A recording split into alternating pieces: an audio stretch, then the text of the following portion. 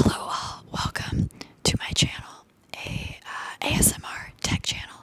My name's Saradietschy, I'm Peachy.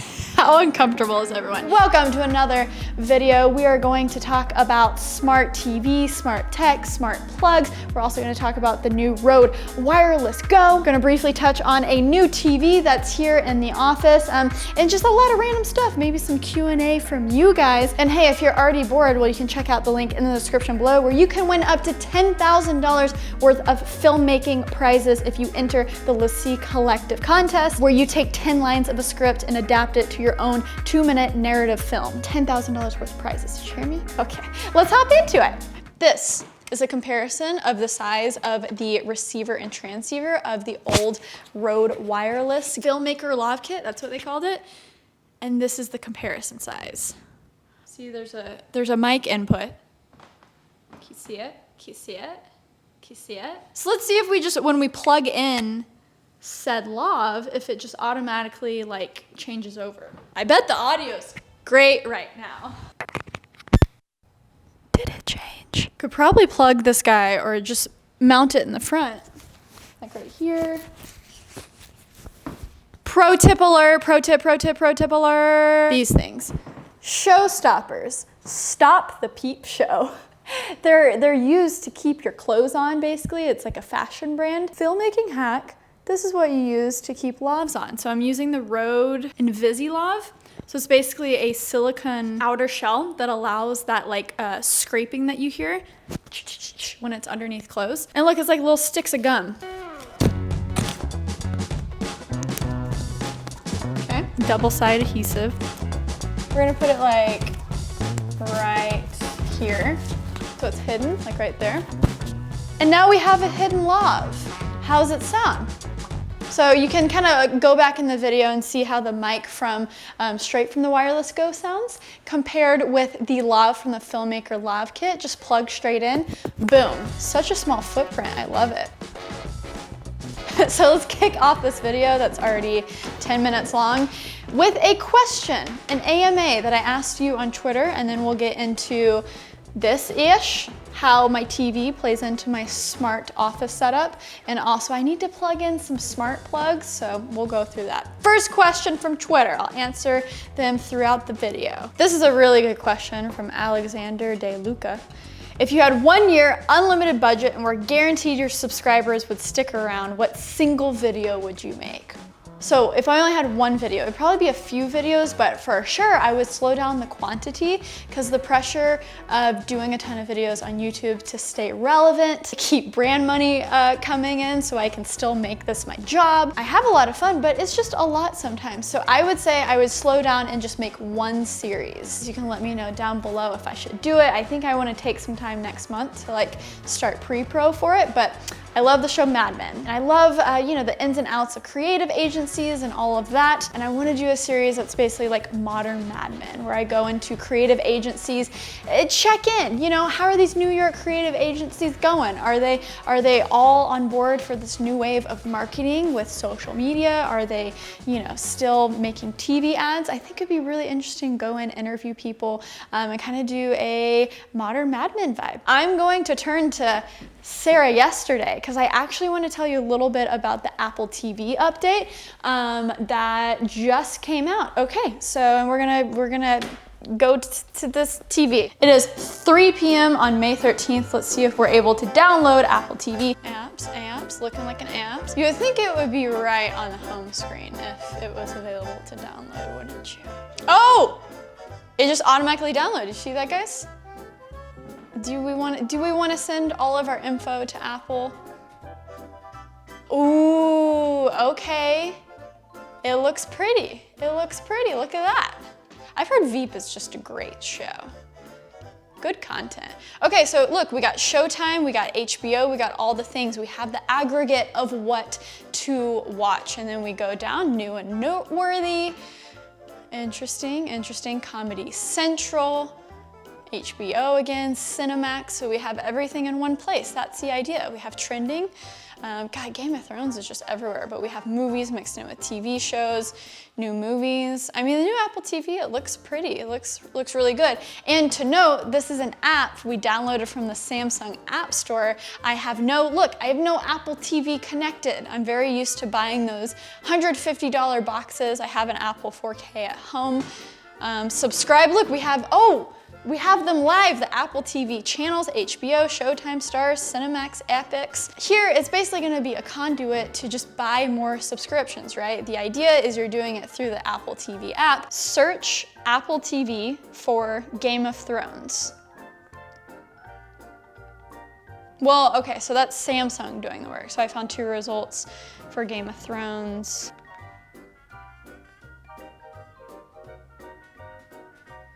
Okay, see, so if you use Bixby, oh, okay. Well, if you use Bixby and if you use the Samsung software, it'll bring up everywhere where you can watch Game of Thrones. So HBO Go, and then Apple TV, you can buy it. Okay, so Samsung does a great job with it. So it looks pretty. It's just darker. You know, I've used Apple TV for a minute, and it just it has a more homey feel, I guess. But what I'm really curious about is with this new Apple TV, with select devices, it actually is gonna have support with AirPlay too. So these are rolling out to obviously a lot of different TV manufacturers, but Samsung is the first partner to get it, and according to 9to5Mac, AirPlay 2 support is in Samsung HD 4 and 5 series, only TVs from 2018 and 2019. The Samsung QLED 4K Q6, Q7, Q8, Q9 series, Samsung QLED 8K Q9 series, that's what this is. Samsung the Frame series, the Serif series, UHD 6, 7, 8 series. So the last thing I want to try is actually this AirPlay 2 support, because that's the only reason I really bought an Apple TV. I'm very used to the Samsung home screen. You can have all of your apps down here. Like, I'm used to that, so I access everything through this, but I would buy an Apple TV just to have the AirPlay, just so I can throw photos up from my iPhone. I'm hanging out with friends. So we have the updated iPhone. We've restarted the TV. We've made sure we're on the same Wi-Fi network. And now it's time to test out AirPlay 2 on the, Samsung compatible TVs. Samsung is the only one that has this right now of the other TVs. Sony, and I'm sure everything will come later. Let's just be like, hey guys, did you see my last podcast with Lizzie Pierce? Let's just throw it up, on the screen real quick. All right, so we're gonna shoot up this video of Lizzie dropping the knowledge of my podcast. We're gonna click AirPlay. Oh look, Samsung Q900 series. Whoa, there it is. I'm gonna press play. I think you have to. Oh, you want to travel the world for free? Cool. And get paid? I mean, we still do trips that we Great. See, it says AirPlay. No need to buy an Apple TV. Great. Hey guys, want to see a really cool Lego thing? This is a really fancy building. Oh, wow! How cool is that though? It was like this little pop-up of this Lego artist who rebuilt New York's most iconic buildings in Lego. Let's see, does this, just imagine the presentations. Hi guys, thank you for coming here to my office. Today I'm presenting to you about Lego. So if you see right here, if you zoom in, this is a 45-foot Lego. And we're just gonna swipe over. Oh, you guys don't know what that is yet. We're living in a big content bubble, which means it's good for the consumer. We have a lot of stuff to watch. That's exciting. Are you watching me on YouTube though? That's the most important question. So this Apple TV app, right? It's on my iPhone now. So on my iPhone though, it's popping up my Prime Video, I'm watching The Americans right now, so that's right. It has all of my Prime Video data, which it doesn't have on the TV. That's confusing. You know what I think the lesson to learn is with all this? I think it's gonna be a shiz show for a while, and TV is still this wild, wild west. So just find something that works for you. Boom, okay. Let's plug in some smart plugs, but also I just want to say a few more things about that contest I said earlier. I'm working with Lassie this year and helping them out with content and doing contests with them. With that, I'm interviewing every single talent every single month. This month it's Maddie Brown, who actually has the most Vimeo staff picks out of anyone. So he wrote you a script. All you have to do is use at least 10 lines of his script and make a beautiful narrative film. But I mean, you know, if you're thirsty for more content, I also do like hour-long interviews with these amazing filmmakers. So you can click that link in the description below as well. He gets into some super cool insights, and like I said before, 10K worth of prizes. So shout out to Lassie for sponsoring these epic contests. Okay, so smart plugs, where they be? This is how I control my neon peach, my refrigerator, and my AC unit. So those are all things that are super handy to turn on and off via the HomePod and via Samsung SmartThings. We've actually been using that lately. So I think it's time to finally set these up again. It's a great party trick to be like, hey Siri, turn on the peach, and then it turns on, and then the people are like super. Dun, dun, dun, dun. All right, we have one smart plug plugged in.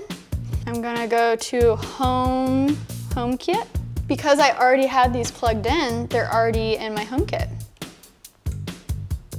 But they're the wrong names, watch this. Hey Siri, turn off the TV. So we're gonna change that name, we're gonna edit it. So these are just using iHome smart plugs, like super basic $20 accessories you can buy on Amazon, and you can link them up to HomeKit via Apple or SmartThings with Samsung devices. You can press on and off in the app, or you can link up Siri and talk to it via your HomePod. Hey Siri, turn off the peach. So that's always fun. Automation, also something you can do in the Home app. Create automation. It'd be cool when I arrive, everything turns on, or at least the peach turns on. Ooh, and then when I leave, the peach turns off. Let's see, people arrive, action. Select scenes and accessories to automate. So let's just say the peach, next. Okay, so when I leave, we're gonna turn it off. Test automation. There we go, and it just turned off. Okay, so when I arrive, when I leave, boom. Because I'm gonna be honest, saying it to Siri is just too much work for me. I'm gonna leave and you're gonna see if it turns on and off. The peach is on and I'm leaving. I feel like I'm gonna have to walk like outside the building. Can we just fake this? I don't wanna do this. Movie magic. Oh, fine. What I do for you people out there, I don't wanna go outside. Outside is my enemy. You can't edit videos outside.